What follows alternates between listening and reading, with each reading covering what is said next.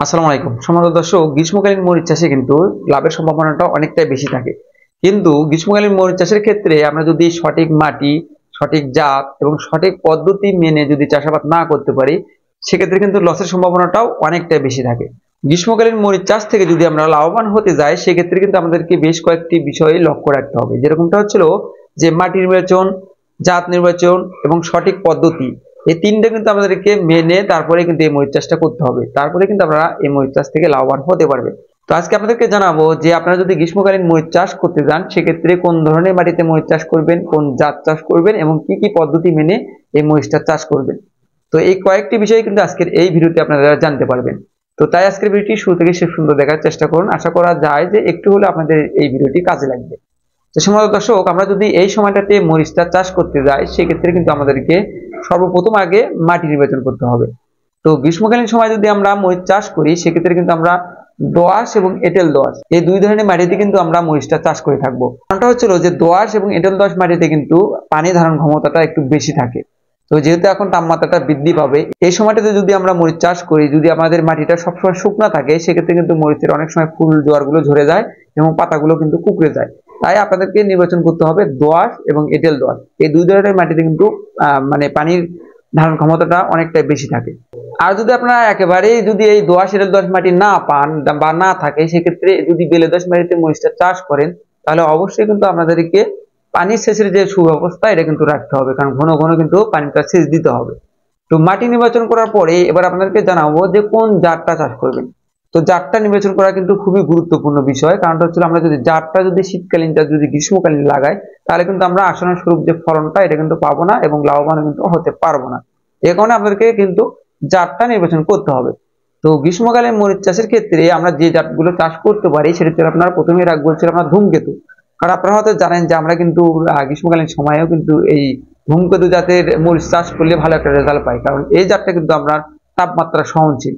আর এই সময়টাতে যদি আমরা মরিচ চাষ করি, দেখবেন যে ধীরে ধীরে কিন্তু 40 থেকে 42 ডিগ্রি তাপমাত্রা পর্যন্ত হয়ে যায়। তো এত তাপমাত্রার মধ্যে যদি আমরা অন্য অন্য জাত লাগাই, শীতকালীন জাত, তাহলে কিন্তু ফলন পাবো না। তো আপনারা কিন্তু এই গ্রীষ্মকালীন সময়ে ধূমকেতু জাতটা চাষ করতে পারেন, কারণ ধূমকেতু জাতের ফলনটা মাশাআল্লাহ অনেক ভালো দিয়ে থাকে গ্রীষ্মকালীন সময়ে। তো এরপর আসি যে আপনার আরেকটি জাত চাষ করতে পারবেন, সেটা হচ্ছে আপনার ওয়ান প্লাস। তো ওয়ান প্লাসটা কিন্তু আপনার গ্রীষ্মকালীন সময়ে চাষ করা যায়। আমরা নিজেরাও চাষ করেছি, এটার ফলনও আমরা দেখেছি। তো এটার ফলনও কিন্তু মাশাআল্লাহ অনেক সুন্দর হয়। তো ওয়ান প্লাসটা কিন্তু আমরা এই সময়টাতে চাষ করতে পারবো। তো আরেকটি জাত আছে, সেটা হচ্ছে আপনার সানফায়ার। তো সানফায়ারটা কিন্তু এই গ্রীষ্মকালীন সময়ে চাষ করা যায়, এটা কিন্তু আপনারা চাইলে চাষ করতে পারবেন। তো এরপর আসি যে নাগা ফায়ারটা। তো এটা কিন্তু নাগা ফায়ারটা কিন্তু সব কৃষকই চাষ করতে চায়, কারণ এটার কালারটা অনেক ভালো হয়ে থাকে। নাগা ফায়ারটা এই সময় চাষ করতে পারবো কি পারবো না? হ্যাঁ, নাগা ফায়ারটা আমরা এই সময়টাতেও চাষ করতে পারবো, কিন্তু তাপমাত্রা যদি একটু বেশি হয়, তাই ক্ষেত্রে একটু সমস্যা হতে পারে। তো যাদের এলাকায় নাগা ফায়ারটা ভালো হয়, যারা গত বছর চাষ করে ভালো রেজাল্ট পেয়েছেন, তারা কিন্তু চাইলেও এই সময় নাগা ফায়ারটাও চাষ করতে পারবেন। তো এবার আসি যে অনেকেই বলতে পারে যে সাইফুল ভাই, এগ্রোয়ান ছাড়া কি অন্য কোনো বাইরের জাত নাই বা অন্য কোনো কোম্পানি ভালো জাত নাই? হ্যাঁ, জাত তো বাংলাদেশে তো অনেকগুলো জাতি আছে, কিন্তু আমরা যেটা একেবারেই আমরা নিজেরাই যেটা চাষ করেছি, যেটা রেজাল্ট ভালো পেয়েছি, সেটা আপনাদেরকে বলার চেষ্টা করতেছি। তো এগ্রনের বাইরে আরেকটি জাত আছে, সেটা হচ্ছে আপনার বিজলি প্লাস 2020।